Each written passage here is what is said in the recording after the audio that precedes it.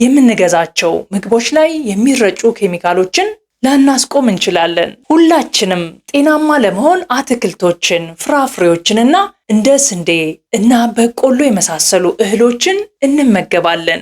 ነገር ግን እነዚህ ምግቦች ከእርሻ እስከ ማዕዳችን እስኪደርሱ ምን ያህል ጸረ ተባይ ኬሚካሎችን ወይንም ፔስቲሳይድስ ተሸክመው እንደሚመጡ አስበውት ያውቃሉ? እነዚህ ኬሚካሎች ለረጅም ጊዜ በሰውነታችን ውስጥ ሲጠራቀሙ ከሆድ ውስጥ አካል የጤና ችግር እስከ ከባድ የጤና መታወክ ሊያደርሱብን ይችላሉ። በውሃ ብቻ ማጠብ ደግሞ ሙሉ በሙሉ አያጸዳቸውም። ዛሬ በዚህ ቪዲዮ በቤታችን ውስጥ በቀላሉ በሚገኙ ነገሮች አትክልቶቻችንና እህሎቻችንን አብዛኛውን በሚባል ደረጃ ከኬሚካል ነፃ የምናደርግበትን ሳይንሳዊና ተፈጥሯዊ መንገዶች እንዳስሳለን። አብራችሁኝ ቆዩ። በመጀመሪያ የምናየው የየዕለት ምግባችን የሆኑትን አትክልትና ፍራፍሬዎች እንዴት ከኬሚካል ነፃ እንደምናደርግ ነው። አብዛኞቻችን በቧንቧ ውሃ ብቻ አጥርተን እናጥባለን። ነገር ግን የውሃ እጥበት ብቻውን በቂ አይደለም። ምክንያቱም አብዛኞቹ የጸረ ተባይ ኬሚካሎች ውሃ እንዳያጥባቸው ወይንም ዝናብ እንዳያጥባቸው ተደርገው በዘይት መልክ የተሰሩ ናቸው። ታዲያ መፍትሄው ሳይንቲስቶች እንዳረጋገጡት 3 ኃይለኛ የተፈጥሮ ማጽጃዎች አሉን። የመጀመሪያውና ቁጥር 1 የምርምር ውጤቶች የሚደግፉት ቤኪንግ ሶዳ ነው። ቤኪንግ ሶዳ በተፈጥሮ አልካላይን ስለሆነ የኬሚካሎቹን ጠንካራ ትስስር በቀላሉ ይቆራርጠዋል። አዘገጃጀቱም በአንድ ጎድጓዳ ሳህን ውስጥ ንጹህ ውሃ አድርጎ 1 የሻይ ማንኪያ ቤኪንግ ሶዳ መጨመር። አትክልቶቹን ከ12 እስከ 15 ደቂቃ ዘፍዝፉት። ከዛ በኋላ ውሃው ላይ የሚንሳፈፈውን ቆሻሻ ስታዩ ትገረማላችሁ። በመጨረሻም አውጥታችሁ በንጹህ ውሃ አለቅልቁት። እናስታውሶት፣ ሰብስክራይብ አድርገዋል? ሁለተኛው አማራጫችን አቼቶ ወይንም ቪንጋር ነው። አቼቶ በውስጡ ባለው አሲድ አማካኝነት ኬሚካሎችን ብቻ ሳይሆን አትክልቱ ላይ ያሉትን አደገኛ ባክቴሪያዎችም አብሮ ያጠፋል። 1 እጅ አቼቶ ከ3 እጅ ውሃ ጋር ቀላቅላችሁ ለ10 ደቂቃ አትክልቱን መዘፍዘፍ በቂ ነው። አንድ ነገር ላይ ማስተዋል አለብን። በጣም ለስላሳ የሆኑ ፍራፍሬዎችን እንደ እንጆሪ ያሉትን አቼቶ ውስጥ ብዙ አታቆዩት። ማለትም ከ10 ደቂቃ በታች አውጡት። ጣዕማቸውን ሊቀይረው ይችላል።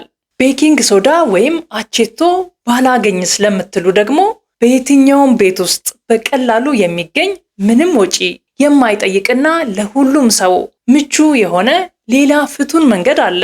እሱም ጨው ነው። ጨው ያለበት ውሃ ውስጥ ለ20 ደቂቃ አትክልቱን መዘፍዘፍ ኬሚካሎችን ለማስወገድ እጅግ በጣም ይረዳል። ልክ እንደ ጨረሳችሁ በንጹህ ውሃ ማለቅለቅ እንዳትረሱ። እነዚህን ቀላል መንገዶች በመጠቀም የምግባችንን ደህንነት ማረጋገጥ እንችላለን። እናንተ ከነዚህ ውስጥ የትኛውን መሞከር ፈለጋችሁ? ኮሜንት ላይ ጻፉልኝ። ቀጥሎ ደግሞ ለማጽዳት በጣም ፈታኝ ወደ ሆኑት እህሎቻችን ወደ ጤፍና ገብስ እንገባለን። እንደ ጤፍ መሰል እህሎች በጣም ጥቃቅን ስለሆኑ እንደ አትክልት በቀላሉ ልናጥባቸው አንችልም። ነገር ግን ሳይንስ እና የቆየው ባህላችን የሚነግረን አንድ ትልቅ ሚስጥር አለ። እሱም መብካት ወይም በእንግሊዘኛው ፈርመንቴሽን ይባላል። ሊጥ ሲቦካ ወይም እንጀራ ሲጋገር አርቲፊሻሉን እርሾ ሳይሆን የእህል እርሾ ተጠቅመን ለ3 ቀናት በሚቆይበት ጊዜ ውስጥ ላክቲክ አሲድ ባክቴሪያ የሚባሉ ጠቃሚ ህዋሳት ይፈጠራሉ። እነዚህ ህዋሳት ጸረ ተባይ ኬሚካሎችን ወይንም ፔስቲሳይድስ የመሰባበርና የማጥፋት አስገራሚ አቅም አላቸው። ስለዚህ እንጀራ ስንበላ በደንብ የቦካ መሆኑን እርግጠኛ መሆን አለብን። መብኳቱ ኬሚካልን ከማስወገድ ባለፈ በእህል ውስጥ ያሉት ጠቃሚ ማዕድናት እንደ ብረትና ዚንክ በቀላሉ ወደ ሰውነታችን እንዲገቡ ያደርጋል። ለገብስና ስንዴን ከማስፈጨታችን በፊት በውሃ በሚገባ ማሸትና ማጠብ አለብን። ውሃ ውስጥ ለሰዓታት ዘፍዝፎ ውሃውን መድፋት በውስጣቸው ያሉትን መርዛማ ንጥረ ነገሮች ይቀንሳል። እስካሁን ያየናቸው የማጠብና የመዘፍዘፍ ዘዴዎች በጣም ውጤታማ ናቸው። ነገር ግን አንዳንድ ጊዜ ኬሚካሎቹ በአትክልቱ ልጣጭ ላይ በጣም ተጣብቀው ሊቆዩ ይችላሉ። ለዚህ ደግሞ 2 ተጨማሪ ዘዴዎችን ልንገራችሁ። የመጀመሪያው ዘዴ መላጥ ነው። እንደ ካሮት፣ ድንች፣ ቀይ ስርና ዝኩኒ የመሳሰሉ አትክልቶች ላይ ኬሚካሉ በብዛት የሚገኘው በውጫዊው ልጣጭ ላይ ነው። ልጣጩን ስንልጥ 100% የሚሆነውን ከላይ ያለው ኬሚካል እናስወግዳለን። ልጣጩ ላይ ጠቃሚ የሆኑ ፋይበሮች አሉ። ነገር ግን ፋይበር ለማግኘት ብለን ኬሚካል ከመመገብ ልጠን ንጹህ አትክልት መመገብ ለጤናችን በእጅጉ ይጠቅማል። በእርግጥ አብዛኞቻችን እነዚህን አትክልቶች ልጠን ነው የምንጠቀመው። ሌሎች አትክልቶችንም ቢሆን ቲማቲምን ጨምሮ ልጠን መጠቀም አለብን። ሁለተኛውና በጣም ሳይንሳዊው ዘዴ ደግሞ ብላንቺንግ ይባላል። ብዙ አትክልቶች ኬሚካሉ እንዳይለቅ ሰም መሰል ነገር ይጣበቅባቸዋል። ይህ ሰም ደግሞ ቀዝቃዛ ውሃ አይበግረውም። አትክልቶቹን ከ30 እስከ 60 ሰከንድ ብቻ በፈላ ውሃ ውስጥ ነከር አድርጋችሁ አውጧቸው።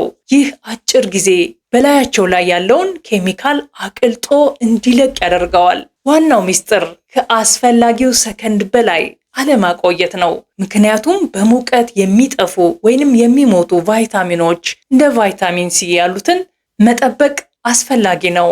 እነዚህን ቀላል ግን እጅግ ጠቃሚ ልማዶች ካዳበርን ቤተሰባችንን ካልተፈለገ የኬሚካል ብክለት መታደግ እንችላለን። ውድ የሀበሻ ኬር ቤተሰቦች ዛሬ የተነጋገርንባቸው ነጥቦች ጠቅለል ሲሉ አንድ ትልቅ እውነት ይናገራሉ። እሱም ጤናችን በእጃችን ላይ ነው የሚለውን ነው። የምንገዛቸው ምግቦች ላይ የሚረጩ ኬሚካሎችን ላናስቆም እንችላለን። ነገር ግን ወደ ማዕዳችን ከመቅረባቸው በፊት ግን የማጽዳት ሙሉ ስልጣኑ የኛ ነው። አትክልቶቻችንን በቤኪንግ ሶዳ፣ በአቼቶ ወይንም በጨው ውሃ ዘፍዝፎ ማጠብ እንዲሁም እንደ ስንዴና ገብስ የመሳሰሉ እህሎቻችን በደንብ አጥቦ በሚገባ ማቡካት ከማይታዩና አደገኛ ከሆኑ የኬሚካል ጉዳቶች ይታደገናል። ይህ ጥንቃቄ ለዛሬ ብቻ ሳይሆን ለወደፊት ረጅምና ጤናማ ዕድሜያችን የምናደርገው ትልቅ ኢንቨስትመንት ነው። ይህ ቪዲዮ ጠቃሚ ሆኖ ካገኛችሁትና አዲስ ነገር ካወቃችሁበት ላይክ በማድረግ ለሌሎች እንዲደርስ ያድርጉ። የእናንተ እያንዳንዱ ላይክ ይህ የጤና ትምህርት በብዙ ሺህ የሚቆጠሩ ሰዎችን ሕይወት እንዲቀይር መንገድ ይከፍታል። አንድ ጥያቄ ልጠይቃችሁ። አትክልት ስታጥቡ እስካሁን ምን ትጠቀሙ ነበር? ወይስ ዛሬ ካየናቸው ውስጥ የትኛውን መሞከር ፈለጋችሁ? ከስር ኮሜንት ላይ አጋሩኝ። እኔም እያንዳንዱን ሐሳባችሁን አነባለሁ። ለዚህ ቻናል አዲስ ከሆናችሁ መሰል ጠቃሚ የጤና መረጃዎች እንዳያመልጣችሁ ሰብስክራይብ በማድረግ የቤተሰባችን አባል ይሁኑ። ኬሚካሎችን ለማጽዳት ይበልጥ ለመረዳት ከፈለጋችሁ ምንጮችን ዲስክሪፕሽን ላይ አስቀምጫለሁ። በቀጣይ ቪዲዮ ይበልጥ ለጤናው በሚጠቅም ሌላ ትምህርት እስከምንገናኝ ጤናማ ሆናችሁ ቆዩን።